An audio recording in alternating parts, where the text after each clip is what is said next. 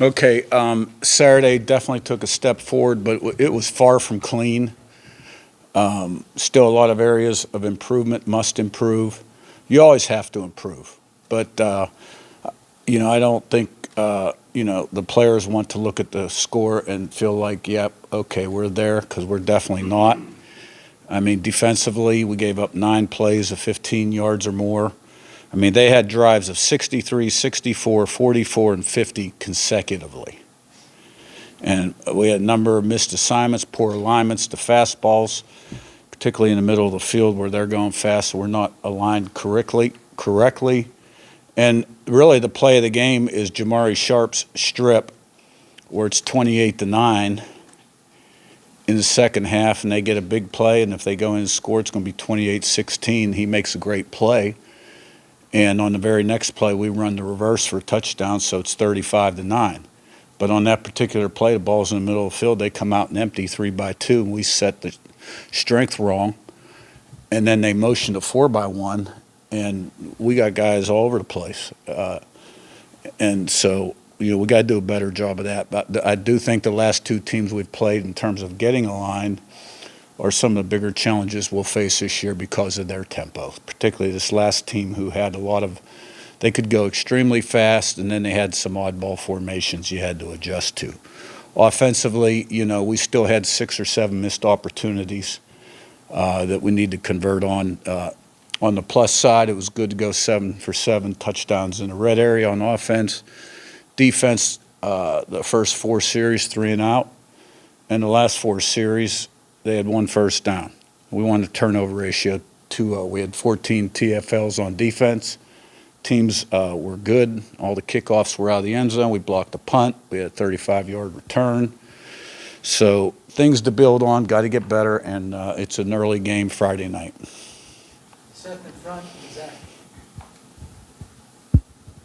Yeah, Curt, when you talk about things that need to be cleaned up from the first few games, I guess how many lingering issues have you seen, I guess, between both games? Like, are more of these kind of, common issues between, both Old Dominion and Kennesaw State, or just kind of, individual things that have popped up one game, different? I think every game is different, without a doubt. And, you come out of this game and you can say, okay, offense improved in certain areas. Teams was still very consistently good.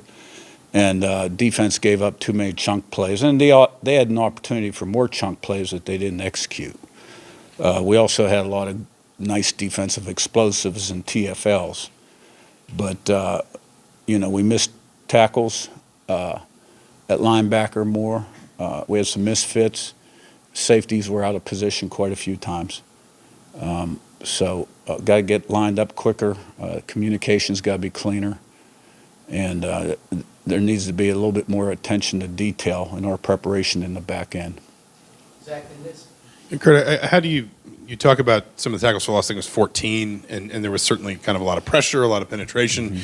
Do you see some of what's the difference in your mind between maybe when you see those chunk plays, it being structural issues within the defense, or it being just individual missed assignments or bad footwork, or just It's always somebody not doing what they're supposed to do. Always. Whether it's a missed tackle, poor read, a poor fit, an alignment issue. Yes, and Pete. With the receivers, they had some drops in the first half, it looked like, and there was a couple the previous week. How's kind of the chemistry with Fernando kind of developing with them, and what have you kind of seen from the group as a whole through the first 2 weeks? No, I thought the pass game took a step forward. I think, I'm not a stat guy, but I think it was 21 or 28 for about 285 touchdowns. That's pretty good. There was one true drop, EJ on the RPO. Routine play. If you're talking about Surratt's, that's one where Fernando had a guy in his face and ball was a little behind him. It was hard to see on tape. Tough catch, it looked like. We took a step forward. I mean, there's no denying that. Pete and Danny, and then Matt. Curt, the performance you're getting from Warren and punting, You didn't I'm sorry, expect him, I the can't hear. performance you're getting from Warren in punting, Uh-huh. you didn't necessarily expect that, but he seems to be stepping up. Yeah, the punter's got a little bit of an issue, the first team guy. He's sort of day to day, but we've always had a lot of confidence in Quinn. And, the first one that we downed inside the 5 was a little bit of a low kick, and we got a good bounce. But he's really capable of booming the ball, and he did a nice job.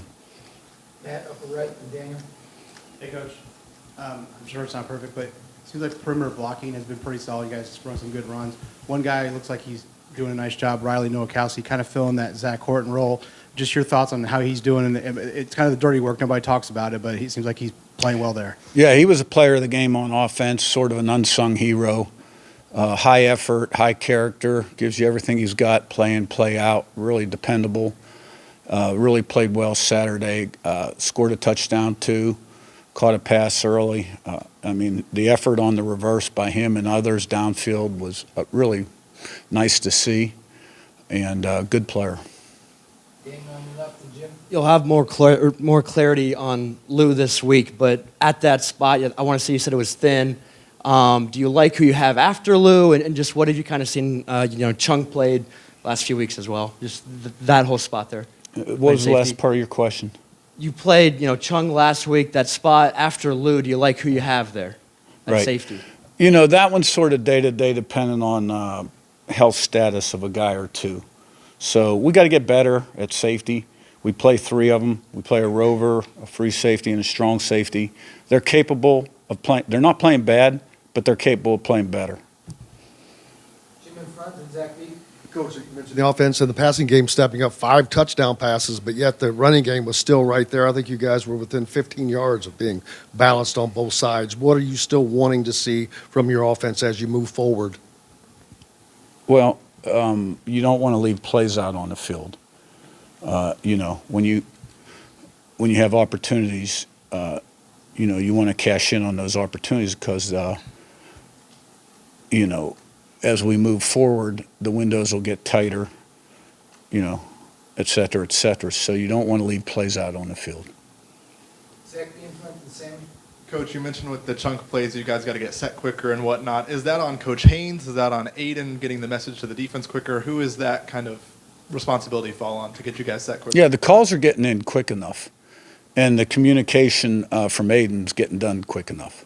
Now, one time maybe he set the strength to the right, and maybe he could have set it to the left, but the guys in the back end got to get lined up faster, and it's a safety position primarily.